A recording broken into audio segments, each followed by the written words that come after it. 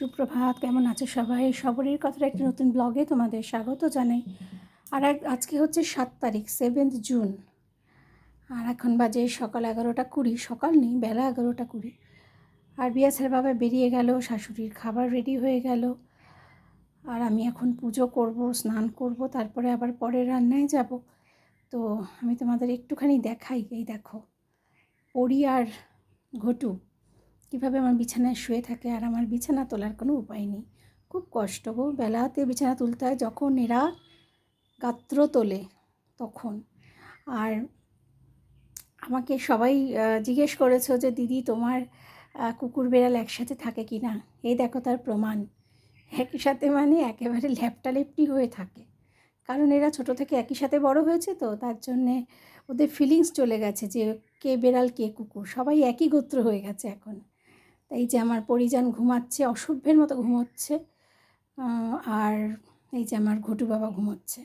ঘটু বাবা আজকে একটুখানি গ্যাসের ওষুধ খেয়েছে, তাই বোধহয় ঘুমটা একটু বেশি হচ্ছে। আর আজকে একটুখানি যাওয়ার ইচ্ছে আছে, জানি না হবে কি না। গৃহপ্রবেশ হচ্ছে শো হাউসে, তা ভাবলাম 1:30 থেকে, তা ভাবলাম যাই একটু দেখে আসি, তারপরে আবার বিকেল থেকে রান্না বান্না সব করব। দেখা যাক, ইচ্ছে আছে শো হাউসে যাওয়ার।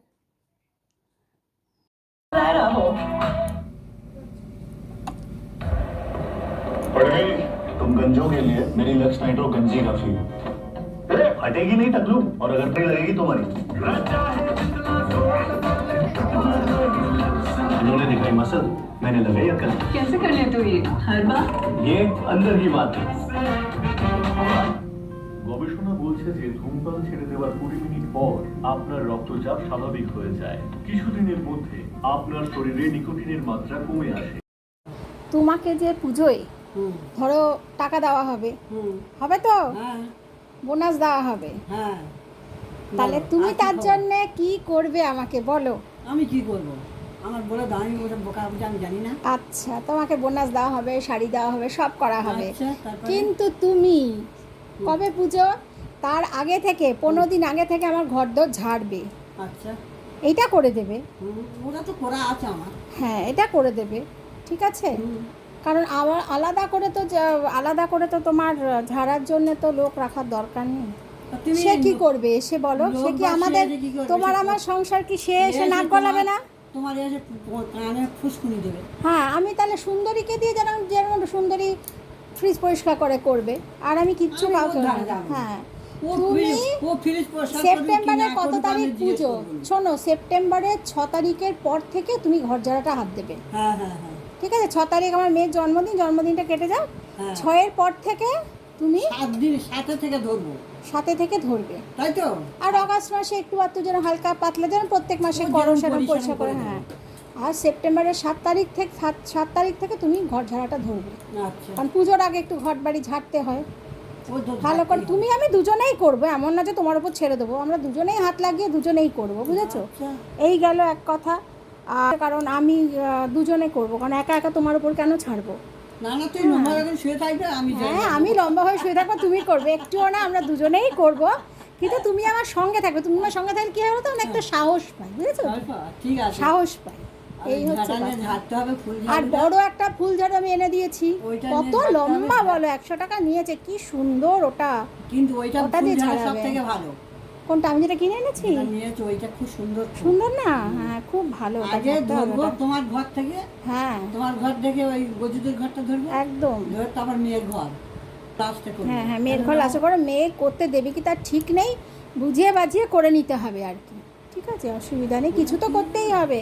মেয়ের ঘরে তাকগুলো ধরতে দেয় না, ওই ও নিজে করে, ওই ওপরে ঝুলঝুল করে চলে। আর বারান্দাটা করবো, কোথায় থাকবে কোথায় দরকার নেই, আমরা হাতই দেবো না। হ্যাঁ, আমি ওই জন্য হাত ও নিজেরটা নিজে করে। আর বারান্দাটা একটু করে দেবো, ওর ওই দিকের বারান্দাটা। আর এইদিকে রাজত্ব তো তোমার আর আমার, আমরা করে নেবো, ঠিক আছে। এটা আমি বলে দিলাম। আর এখন তুমি পুচুনের ঘরটা খুলে মুছে দাও, মুছে নাও, যাও, তুমি তোমার কাজে লাগো। হ্যাঁ হ্যাঁ হ্যাঁ, ভাতটা কমিয়ে দাও, আমি একটু রেস্ট করে নিই, জানো। আজকে সিনেমায় গেছিলাম, রান্না বান্না সেরে সব কিছু এভরিথিং কমপ্লিট করে, রান্না বেশি ছিল না, কারণ কালকের তো মাটন আছে, ওটা দিয়ে হয়ে যাবে। আর বিয়াস রাত্রিরে ওটস খাবে, আর মায়ের তো মাছ আছে, ডাল আছে। তো আজকে গেছিলাম, দিয়ে 5:30টায় ফিরেছি। ফিরে সব কিছু কমপ্লিট করে এখন আমি বাইবেল পড়ে উঠলাম। এখন আবার খাবার দাবার গরম করতে যাবো, রাত 10টা বাজে। তো মনে হলো যে তোমাদের সাথে বাইবেলের কিছু ভার্স শেয়ার করি। তো আমরা যারা মা আর যারা আমার সন্তান নিয়ে একটু অরিড, তাই না, যে সন্তান মোটামুটি পড়াশোনা কমপ্লিট করে ফেলেছে, চাকরি পাচ্ছে না, চেষ্টা করছে, তো প্রত্যেক আমরা বাবা মারা কিন্তু খুব অরিড না এখনকার দিনে। ছেলেমেয়েদের নিজের জীবনে প্রতিষ্ঠিত হবে। কারণ আগে যেটা ছিল যে শিক্ষিত হলে তারা চাকরি পেয়ে যেত, যোগ্যতা থাকলে চাকরি পেত। এখন কিন্তু যোগ্যতা সত্ত্বেও চাকরি পাওয়া যাচ্ছে না, এটা কিন্তু ফ্যাক্ট, এটা বাস্তব, তাই না? আমার হাজব্যান্ড একটা কথা বলতো আগে, যে যোগ্যতা থাকলে চাকরির অভাব হয় না, কিন্তু এখন কিন্তু যোগ্যতা থাকলেও তারা চাকরি পাচ্ছে না, যা অবস্থা। তো আমি একটু ফ্রাস্ট্রেটেড লাগে মাঝে মধ্যে যে আমার মেয়েটা তো মেয়ে পাশ করেছে, চেষ্টা করছে জীবনে দাঁড়াবার। তো আমি আন্টিকে, মানে আমার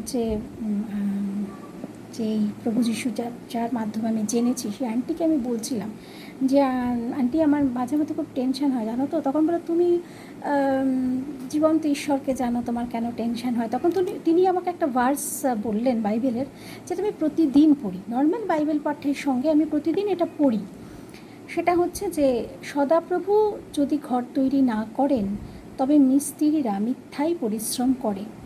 যদি সদাপ্রভু শহর রক্ষা না করেন, তবে পাহারাদাররা মিথ্যাই পাহারা দেয়। তোমরা মিথ্যাই খাবারের জোগাড়ের জন্যে পরিশ্রম করতে ভোরে ওঠো আর দেরি করে ঘুমোতে যাও, কিন্তু সদাপ্রভু যাদের ভালোবাসেন তারা যখন ঘুমায়, তখনও তিনি তাদের প্রয়োজন মিটিয়ে থাকেন। ছেলেরা বা মেয়েরা, মানে সন্তানেরা সদাপ্রভুর দেওয়া সম্পত্তি, গর্ভের সন্তানেরা তারই দেওয়া পুরস্কার। যৌবনের ছেলেরা যোদ্ধার হাতে তীরের মতো, ধন্য সেই লোক যার তীর রাখার খাপ এই রকম তীরে পূর্ণ। শহরের ফটকের কাছে বিপক্ষদের সঙ্গে কথা বলার সময় তারা লজ্জা পাবে না। আমেন। তো এটার যেটা মানে সেটা হচ্ছে যে, আমাকে যেটা আন্টি বলল যে এই ভার্সটা পড়বে, যে সন্তানরা সদাপ্রভুর দেওয়া সম্পত্তি, তার দেওয়া পুরস্কার, এবং ঈশ্বর যখন আমাদের এই পুরস্কার দিয়েছেন, তখন তারই দায়িত্ব যে তাদের জীবনে প্রতিষ্ঠিত করার, তাদের জীবনকে সর্বাঙ্গ সুন্দর করার। বিশ্বাস করা বন্ধুরা, এই ভার্সটা পড়ার পর থেকে না আমি একটা অদ্ভুত শান্তি পেয়েছি। যখনই পিয়াসের জীবনে আপস অ্যান্ড ডাউন হয়, বা চেষ্টা করছে পারছে না, বা কানের কাছ দিয়ে সাকসেস বেরিয়ে যাচ্ছে, বর্তমান অবস্থা সেটাই আমাদের। তো তার জন্য কিন্তু আমি বারবার এটা প্রার্থনা করছি, এবং আমার বিশ্বাস যে এই প্রার্থনার উত্তর আমাকে ঈশ্বর নিশ্চয়ই দেবেন। হ্যাঁ, যদি কোনো মা সৎ পথে থেকে ঈশ্বরের আরাধনা করে, আর কারোর ক্ষতি না চিন্তা করে সবসময় নিজের ভালো, নিজের সন্তানের ভালো চাওয়ার সঙ্গে সঙ্গে প্রত্যেকের সন্তানের উন্নতি চায়, তাহলে আমার মনে হয় ঈশ্বর নিশ্চয়ই আমাদের প্রার্থনায় সাড়া দেবেন। হ্যাঁ, আর আরেকটা কথা, সেটা হচ্ছে যে যদি ঈশ্বর আমাদের ঘর তৈরি না করেন, তাহলে মিথ্যাই আমরা পরিশ্রম করছি। কারণ আমাদের এই ঘর, আমাদের এই জীবন, আমাদের এই সংসার, আমাদের এই পরিজন, সব কিছু কে দিয়েছে? আমাদের ঈশ্বর দিয়েছে, আর রক্ষা করার দায়িত্ব কিন্তু তার। আর আমরা যদি সবসময় অন্যের ক্ষতি চাই, তাহলে কিন্তু ঈশ্বর যেমন দিয়েছেন তেমনি ঈশ্বর কেড়ে নেবেন, কেড়ে নিতে তার সময় লাগবে না। আমি একটা চার্চে যাই শনিবার করে, তা সেখানে আমাদের যিনি মানে প্রচার করে, সে মেয়ে, হ্যাঁ, ওর নাম আকৃতি দাস মিনিস্ট্রি, আমাদের পাশের বাড়িতেই হয়। তো সেদিন আকৃতি বলছিল যে আমি যদি ঈশ্বরের কাছে চাই যে ঈশ্বর আমার ভালো করো, বা আমার সন্তানের ভালো করো, বা আমার পরিবারের ভালো করো, তার সাথে সাথে আমার চারপাশে যারা আছেন তাদের সবার ভালো চাই, তাহলে ঈশ্বর কিন্তু আমার ইচ্ছাটা অবশ্যই পূর্ণ করবেন, আমার পরিবারকে ভরে দেবেন। কিন্তু আমি যদি মনে মনে এটা চাই যে আমার সবসময় ভালো করো, আর আমার যে প্রতিপক্ষ বা আমার পরিবারের কেউ, হ্যাঁ, সে যেন শেষ হয়ে যায়, তার জন্য ক্ষতি হয়, হ্যাঁ, এটা যদি চাই, তাহলে কিন্তু ঈশ্বর সেটা পূরণ করেন না, এটা কোনো দিন করবে না। হ্যাঁ, আর ঈশ্বর যার সপক্ষে তার বিপক্ষে কে, এটা সবসময় মনে রাখতে হবে। দেখো, অনেকে আমাকে প্রশ্ন করে যে দিদি তুমি কি খ্রিস্টান? প্রথম কথা, খ্রিস্ট কোনো ধর্ম নয়।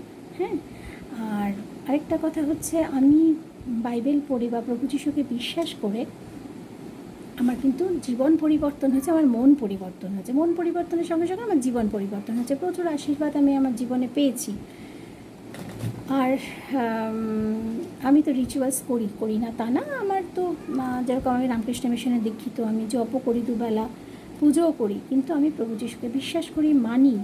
আর যেহেতু রামকৃষ্ণ নিজে যেহেতু প্রভু যিশুকে বিশ্বাস করে গেছেন, তো তার জন্য আমার পক্ষে অনেক ইজি হয়েছে যে আমি যার দীক্ষা নিয়েছি, যে আমার গুরু, তার গুরু হচ্ছে প্রভু যিশু, তিনি কিন্তু মেনে গেছেন। হ্যাঁ, তো ওই জন্যেই আমার পক্ষে অনেক ইজি হয়ে গেছে। যখন আমি প্রভু যিশুকে বিশ্বাস করেছি, বাইবেল পড়ছি, রেগুলার চার্চে যাচ্ছি, তখন আমার মা আমাকে বলছে যে তোকে দীক্ষা নিতে হবে। তো আমি একটু দোনামনায় ছিলাম যে আমি তো যিশুকে ভালোবাসি, মা আবার কোথায় দীক্ষা নেব।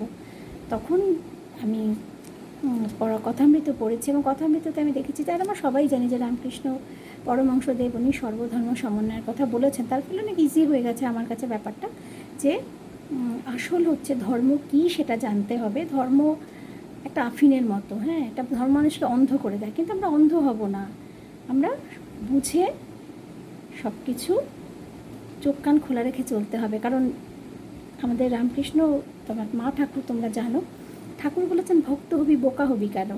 আর আমার প্রভু যিশু কী বলেছেন, যে তোমরা শ্রীগালের ন্যায় চতুর হও আর কপতের ন্যায় শান্ত হও, আর সবার ওপর ক্ষমা